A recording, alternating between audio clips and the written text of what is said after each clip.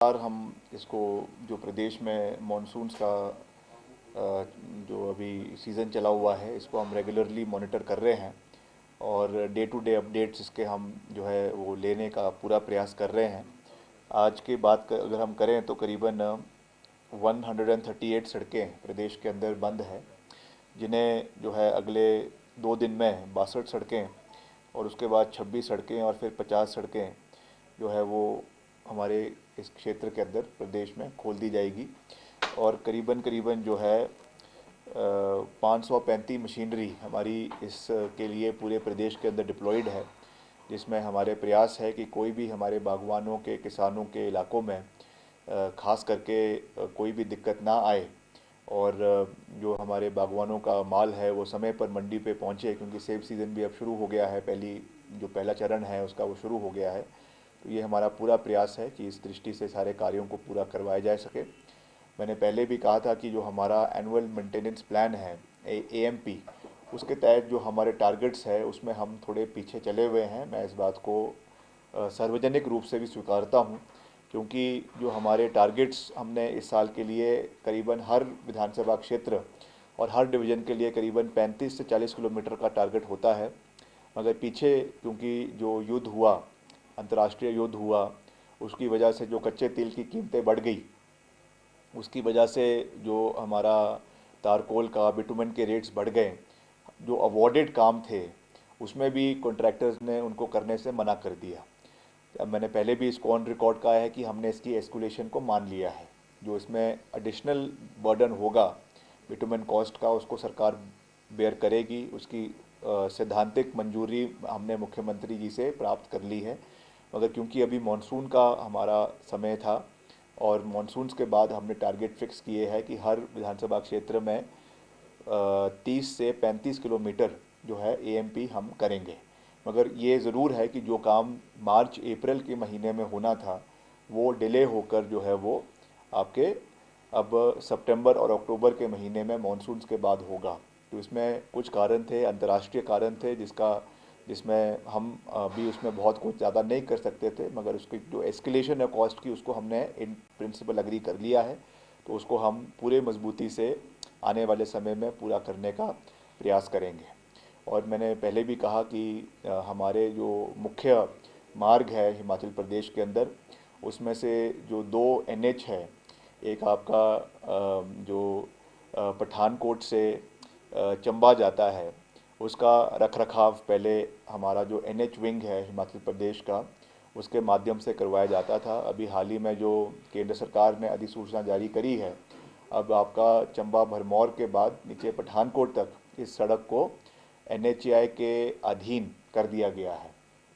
वैसे ही आपका जो NH 305 है, जो हमारा रामपुर ढली से लेकर रामपुर और रामपुर से आगे कौरिक तक, हालांकि जो किन्नौर का सेगमेंट है वो BRO के पास आता है, वो भी पहले जो रामपुर से ढली है, पहले वो हमारा NH जो हमारा विंग है PWD का, वो उसको देख रहा है, उसकी मेंटेनेंस कर रहा है। मगर उसकी भी अभी अधिसूचना जारी करी है केंद्र सरकार के माध्यम से, और उसको भी अब NHAI के मार्फत कर दिया गया है।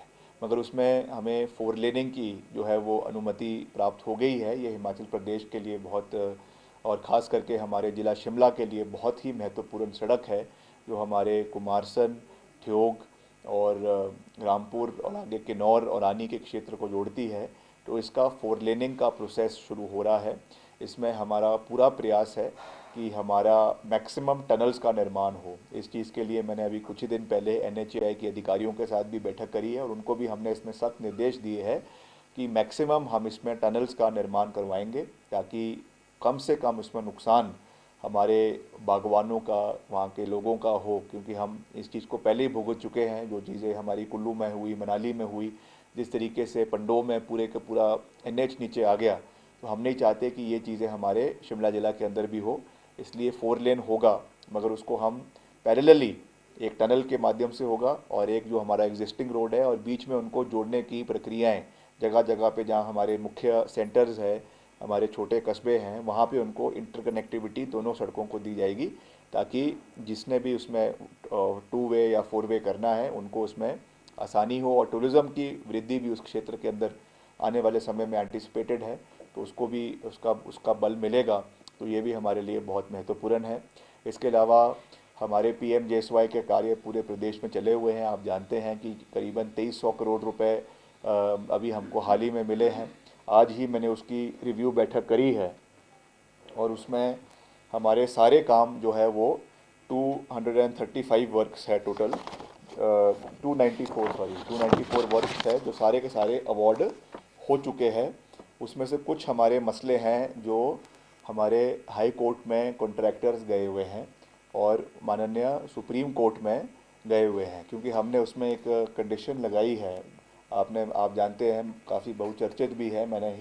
हमने डिपार्टमेंट के माध्यम से ये निर्णय लिया है कि एक ठेकेदार को हम 7 कामों से ज़्यादा काम अलॉट नहीं करेंगे। तो उस पे कुछ वर्क्स के ऊपर या कुछ कारणों की वजह से कई कई ठेकेदारों ने इस चीज़ को हाई कोर्ट में चैलेंज किया है। तो उसकी वजह से कुछ हमारे कॉन्ट्रैक्ट्स जो है वो हेल्ड अप है। तो उसको भी मैंने अपने डिपार्टमेंट को निर्देश दिए हैं, हमारे PWD सेक्रेटरी को और हमारे ENC को, कि इसमें जल्द से जल्द जो हमारी हियरिंग होनी है, अगली सुनवाई जो कोर्ट में होनी है माननीय उच्च न्यायालय में, वहाँ पे डिपार्टमेंट का पक्ष रखा जाए।